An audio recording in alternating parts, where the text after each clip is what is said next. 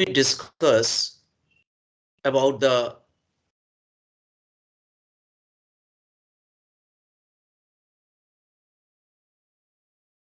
science teacher, that is in pedagogy of school subject physical science. I will discuss about the quality of the science teacher, the proficiency of the science teacher, and the training, that is pre-internship and intern training that are required for the science teacher. So let me start about the science teacher, that is the criteria, characteristics of the good science teacher, and what are the qualifications and experiences that are required to be a science teacher. Now, according to the Barton Russell, it can be said that defense of the state in all civilized countries is quite as much in the hands of our teachers as in those of the armed forces. What a pleasant and boosting statement that was given by Russell. He has placed the science teacher at the big throne compared with the armed forces who are fighting for their countries at the mainstream. The Educational Commission rightly reports that all the different factors which influence the quality of education and its contribution to national development, the quality, competence, and character of teachers are undoubtedly the most significant. So you can imagine exactly what is the role of a science teacher. Now, the good science teaching is one of the best ways to create and develop scientific thinking among citizens and workers. Enthusiastic, intelligent, and well-educated science teachers inspire and prepare students for the technological world. It is mainly through their devotion that a great number of students develop enduring scientific interests and perseverance and learn to appreciate and understand the nature of science. There are three basic prerequisites for good science teaching learning experiences. Number one, good teachers. Number two, good science facilities. And number three, good learning experiences.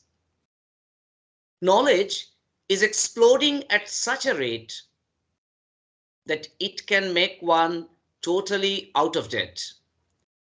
A science teacher should keep pace with these developments and periodically evaluate himself or herself to assess his or her effectiveness using a checklist or rating scale. So, to be a good science teacher is not enough. The teacher has to constantly update himself or herself according to the progressions or development in science and technology. Then only it will be possible for him or her to reflect all those development or changes among the students and can be catered as a not only the good science teacher but also the effective science teacher for the students. Next, we come on to the qualifications of a science teacher. A teacher should first and foremost possess these basic qualities. What are those basic qualities? T, and all those qualities that are incorporated in the term teacher, right? So T, that is truthfulness and tolerance. E, enthusiasm. A, accuracy and aptitude. C, confidence and commitment. H, honesty, hard work, sense of humor. E, empathy or rational thinking. So you see all those fundamental or basic qualities that are necessary to be there in science teacher that are incorporated in the terms teacher. Now, besides possessing the personal attributes, each science teacher should have following characteristics. What are the characteristics? Number one, the basic academic qualification laid down by the state education departments. Thus, for high schools, science teacher should have a BSc degree. For higher secondary, it should be an MSc degree. Number two, professionally trained in modern methods of teaching, a science teacher should have a B.Ed from a recognized university. This entails that he or she is well versed in A, the various teaching methods in use today. B, lesson and unit planning. C, laboratory management and organization. D, improvising apparatus when necessary. E, science club activities. F, maintenance and use of science libraries. G, preparation of instructional materials. H, evaluation techniques. So a science teacher must be well versed with all these factors or components. Number third characteristics of the science teacher is a practical knowledge of child psychology and the process of learning. The science teacher should be able to cater to individual differences in his or her class. He or she should be able to guide the students according to their interests, capabilities, and help them whenever necessary. Besides this, a science teacher should be of a scientific temper, rational in his or her approach to problems, free of bias and superstitions, innovative, inquisitive about the world around her or him. A science teacher should regularly evaluate his or her teaching so that he or she can keep improving and also help him or her identity in his or her weak areas. So these are the characteristics that a science teacher must have. Now, only qualifications, that means having the basic characteristics, is not enough. Science teacher requires certain trainings so that his or her skill can be well equipped in teaching the secondary or high secondary level science students in a more effective way at par to the needs and demands of the society. So what are the training that are required? The first, that is the pre-service training. That means the training is already done before the science teacher is being recruited in the schools, that is secondary or higher secondary schools. This type of training should be there. There is a pre-service training. What is that? A survey conducted in United Kingdom revealed that the 7 most important skills out of a list of 27 in which trainee science teachers should gain competence. What are those skills? Number 1, lesson planning and preparation. Number 2, lesson presentation. Number 3, practical work organization. Number 4, teacher demonstrations. Number 5, safety in the laboratory. Number 6, discipline and classroom. Number 7, questioning skills. Various curriculum development projects in teacher education have been started in different parts of the world. The Australian Science Teachers Project, in short, which is called as ASTEP, was set up in 1976 with the objective of pulling up the experience and expertise of leading teachers and teacher educators. This project introduced 47 units of activities and experiences and classified these into the following 6 sections. Number 1, understanding science. Number 2, understanding pupils or students or learners. Number 3, model of teaching. Number 4, considering the curriculum. Number 5, the laboratory as a teaching resource. Number 6, the Australian context.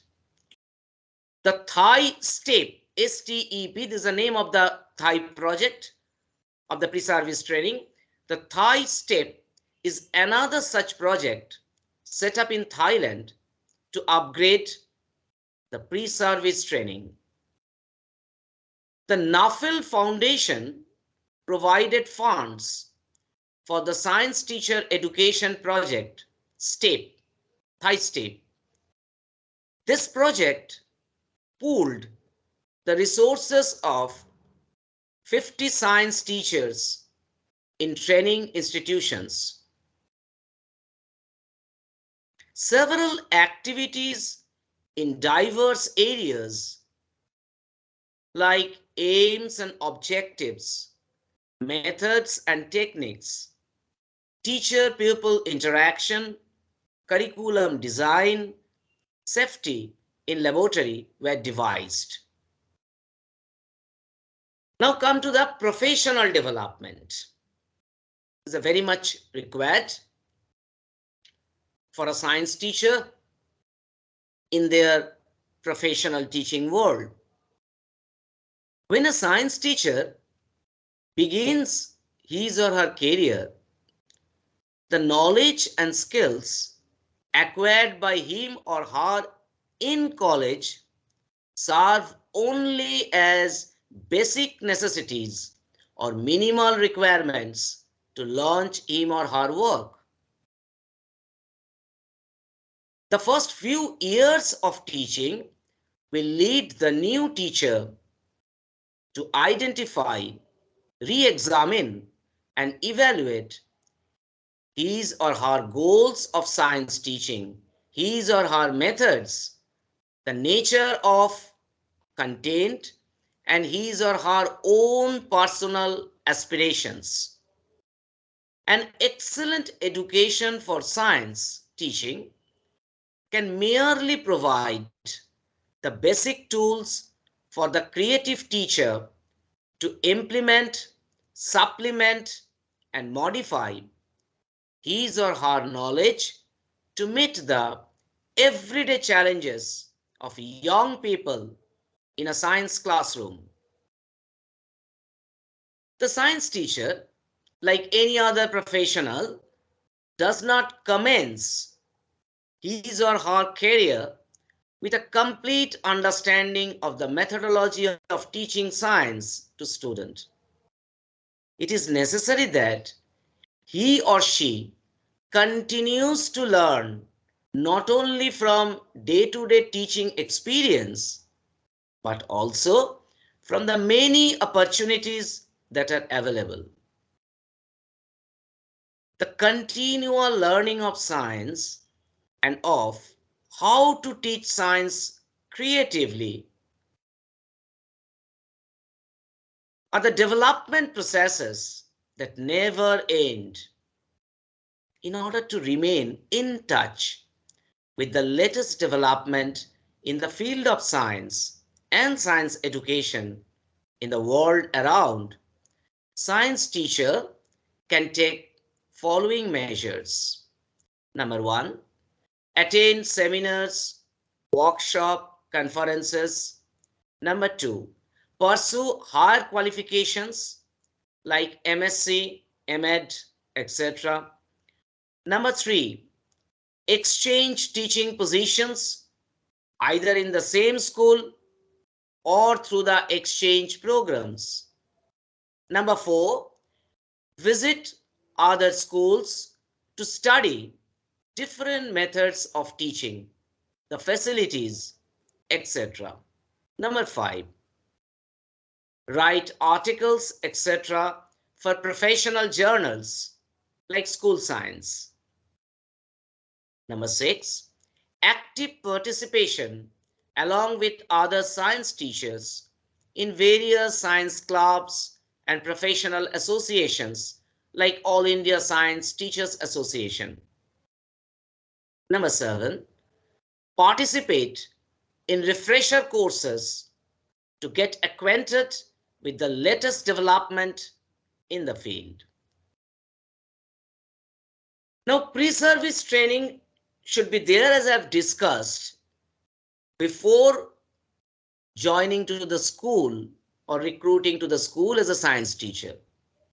But the pre-service, the experience of pre-service is not enough for the science teacher to pursue the excellent teaching in science era to the student.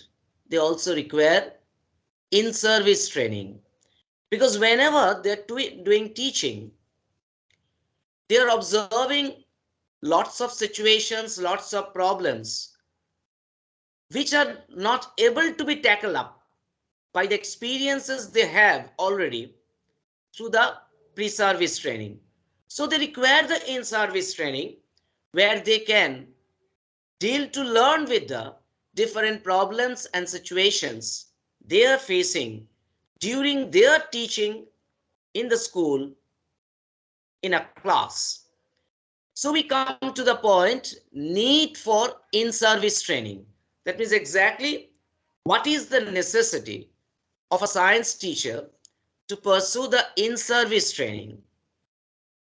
Now, in-service training provides teachers with opportunities to learn specific skills, techniques, and new instructional approaches that they can use in their own teaching.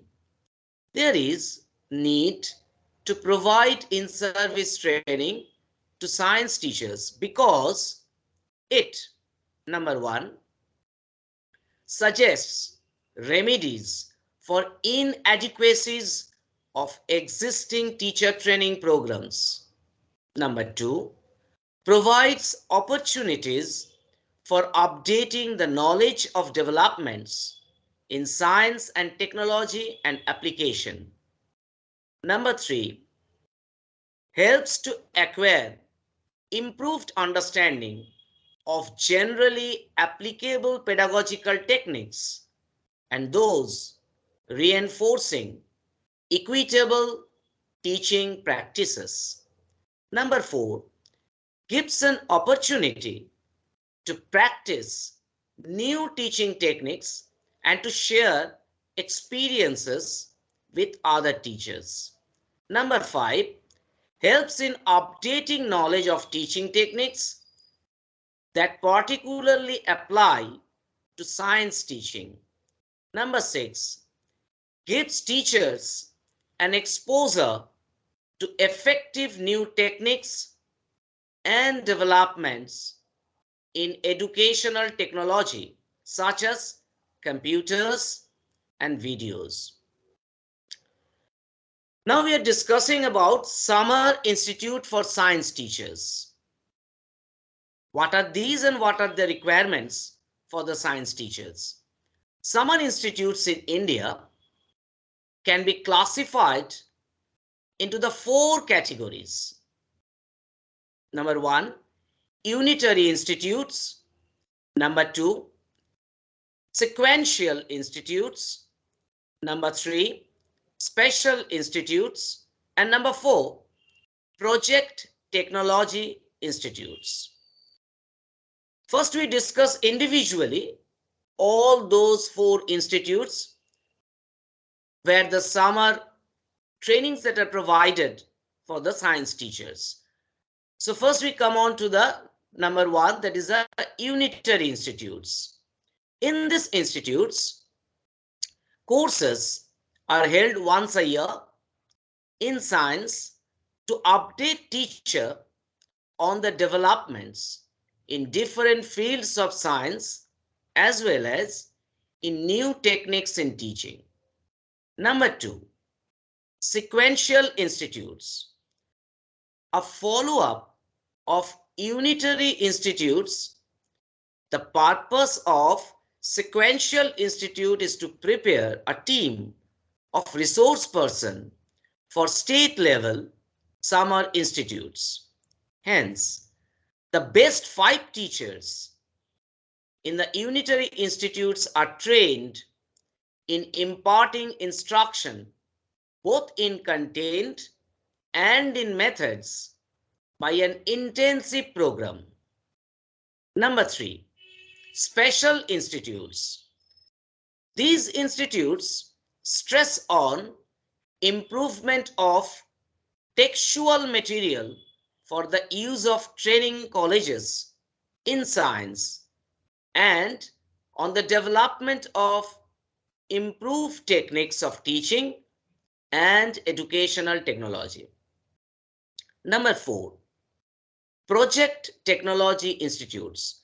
These institutes provide intensive training in laboratory work and workshop skills. Teachers are encouraged to develop improvised aids using indigenous resource materials and audiovisual materials.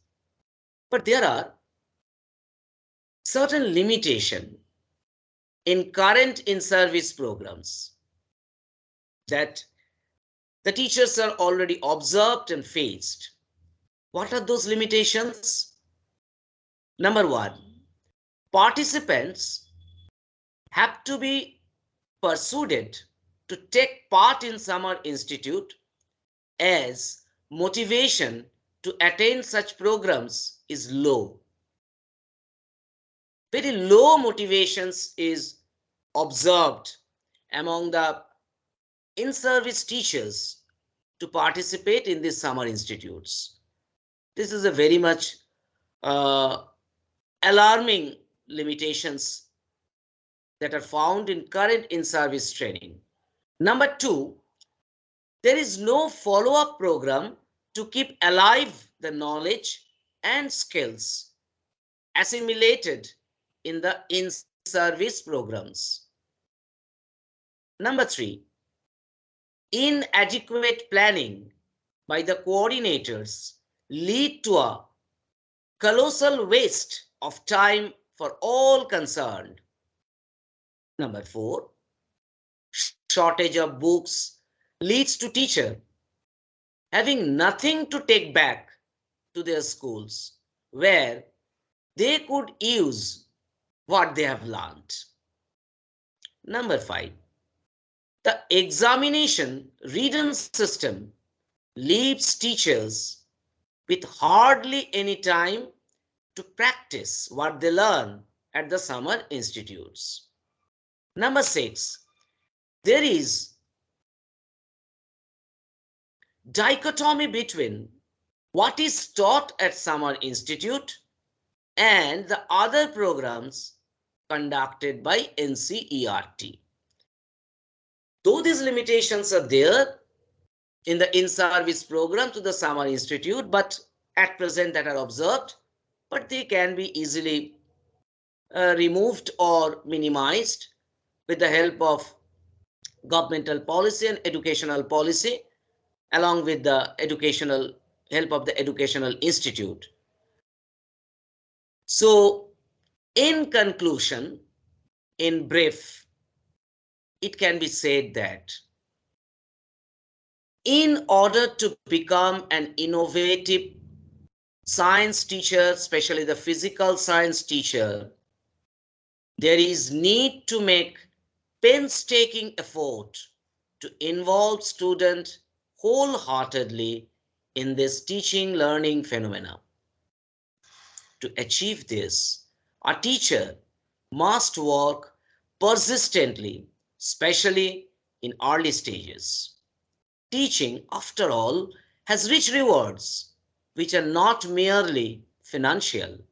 It instills a feeling of satisfaction of imparting knowledge.